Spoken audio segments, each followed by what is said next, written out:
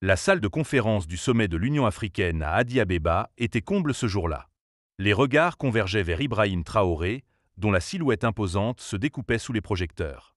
D'une voix calme mais chargée de détermination, il dévoila son ambitieux projet baptisé Ferme de la Fierté. L'initiative ne se contentait pas de promettre l'autosuffisance alimentaire. Elle visait plus haut, transformer radicalement le modèle économique du Burkina Faso en valorisant 3 cultures stratégiques. Le coton bio, cultivé sans pesticides et revendiqué comme le plus éthique d'Afrique. Le sésame premium, destiné aux marchés gastronomiques internationaux. Et le karité haut de gamme, dont la qualité rivaliserait avec les plus grands standards mondiaux. Traoré expliqua comment ces productions quitteraient le statut de simple matière première exportée à bas prix. Des usines locales les transformeraient en produits finis, créant ainsi des emplois et captant la valeur ajoutée. Les chiffres annoncés firent sensation. Le Burkina Faso prévoyait de multiplier par 5 sa production de coton bio en 3 ans, tout en quadruplant ses revenus issus du karité. Les applaudissements fusèrent lorsque le président burkinabé lança. Le temps où l'Afrique se contentait d'être le grenier à matières premières de l'Occident est révolu. Les délégations africaines échangeaient des regards entendus. Certains y voyaient enfin l'émergence d'un nouveau modèle de développement. À Washington, l'annonce de Traoré provoqua un effet immédiat. Les puissants lobbies agricoles du Texas et de Géorgie sonnèrent l'alarme dès les premières heures. Leurs rapports affluaient à la Maison-Blanche, mettant en garde contre une concurrence déloyale. Le coton burkinabé, produit sans subvention et vendu avec une étiquette éthique, menaçait directement leur part de marché. Donald Trump, alors en pleine campagne électorale, ne pouvait ignorer ces pressions.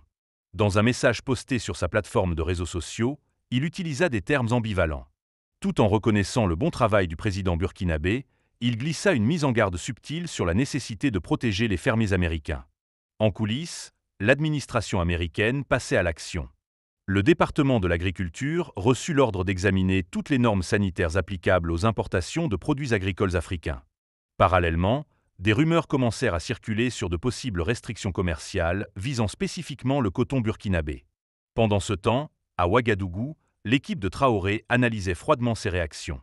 Elle confirmait une chose, le projet Ferme de la Fierté touchait là où cela faisait mal. Les marchés occidentaux, habitués à acheter les matières premières africaines à vil prix, n'étaient pas prêts à abandonner ce privilège sans combattre. Mais pour la première fois, l'Afrique semblait déterminée à tenir tête. Pendant que les capitales occidentales spéculaient sur l'échec probable du projet, le Burkina Faso entamait sa mue agricole dans une relative discrétion médiatique. Sur le terrain, les changements étaient pourtant spectaculaires. D'anciennes terres laissées en friche se couvraient de jeunes pousses de coton biologique, cultivées selon des méthodes traditionnelles améliorées par l'agroécologie. Des centres de formation accueillaient des centaines de jeunes agriculteurs, leur enseignant les techniques de transformation du karité et du sésame. L'État avait investi dans 20 unités de production locale, stratégiquement réparties à travers le pays pour éviter la concentration urbaine. Les premiers résultats dépassaient les attentes. La production de coton bio atteignit 30 000 tonnes dès la première année, soit 3 fois plus que les projections initiales. Quant au beurre de karité, sa qualité exceptionnelle lui ouvrit les portes des marchés cosmétiques européens et asiatiques, avec une valorisation augmentée de 40% par rapport aux années précédentes. Cette révolution ne se limitait pas aux chiffres. Elle modifiait profondément les structures sociales. Les coopératives féminines, principales bénéficiaires de la filière karité, voyaient leurs revenus mensuels doubler. Les jeunes diplômés, qui fuyaient auparavant vers les villes, revenaient investir leurs économies dans des exploitations familiales modernisées. Même les anciens combattants trouvaient une nouvelle vocation dans la sécurisation des zones de production. Alors que les observateurs internationaux commençaient à prendre la mesure de cette transformation, Traoré prépara sa réponse magistrale aux pressions commerciales occidentales.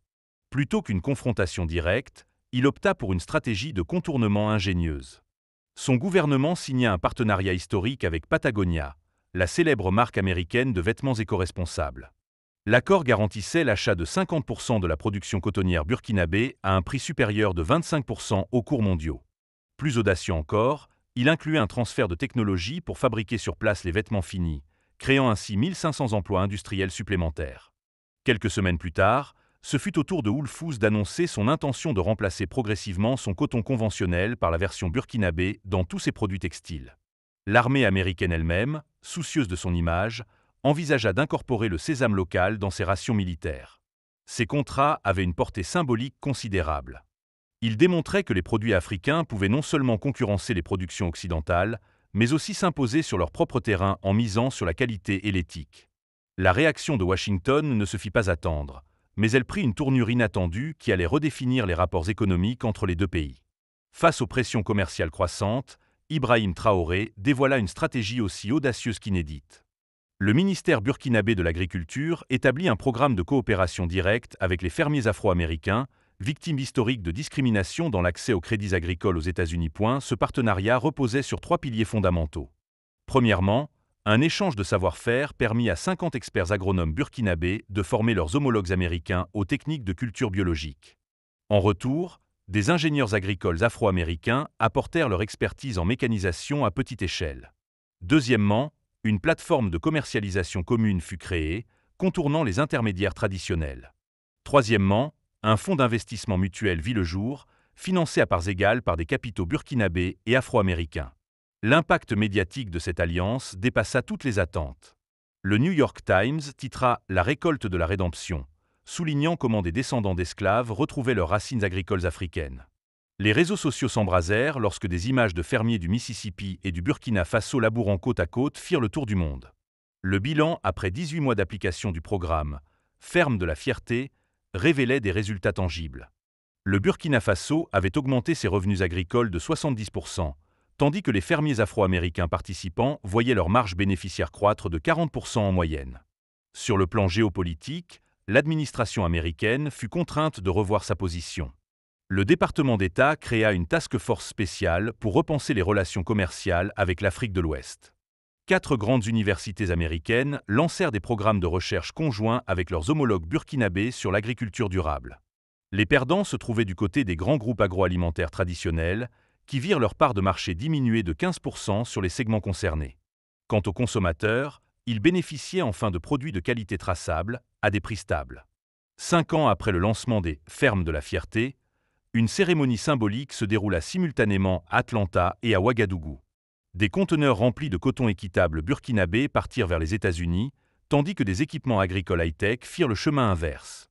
Traoré, désormais considéré comme un visionnaire du panafricanisme économique, déclara lors de son discours : « Cette réussite prouve que lorsque les peuples africains et afrodescendants unissent leurs forces, ils peuvent réécrire les règles d'un jeu économique trop longtemps truqué. » À Washington, un ancien président américain, contraint d'admettre la pertinence de ce modèle, confia à ses proches « Ils nous ont battus à notre propre jeu. » Mais c'est peut-être exactement ce dont le monde avait besoin. Le Burkina Faso, quant à lui, préparait déjà sa prochaine révolution, l'autosuffisance énergétique par le solaire. N'oubliez pas de vous abonner à notre chaîne et de liker cette vidéo pour nous soutenir.